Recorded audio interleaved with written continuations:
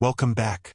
Having learned why NumPy is crucial, it's time to start working with its core data structure, the ND array.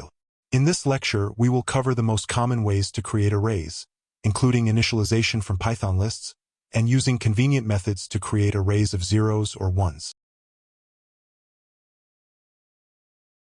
1. Creating arrays from Python lists.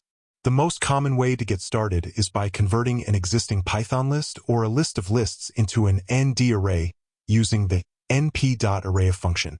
Note that a list of lists naturally creates a two-dimensional array, which is NumPy's way of representing a matrix.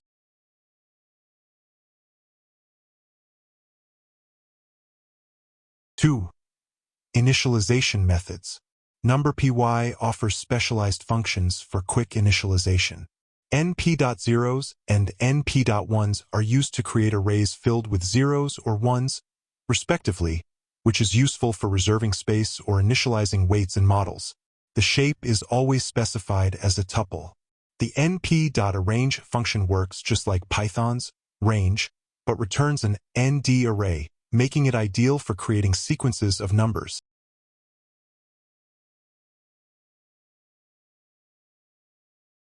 3. Element-wise operations. The key benefit of NumPy is vectorization.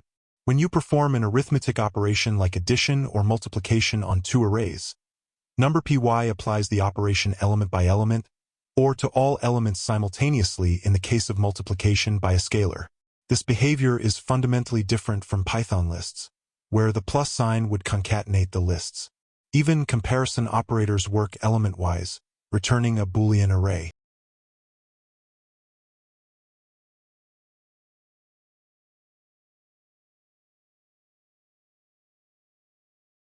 To summarize, you now know the primary ways to create and perform basic operations on NumPy arrays. Our next lecture 35.03, linespace, logspace, and more. See you there.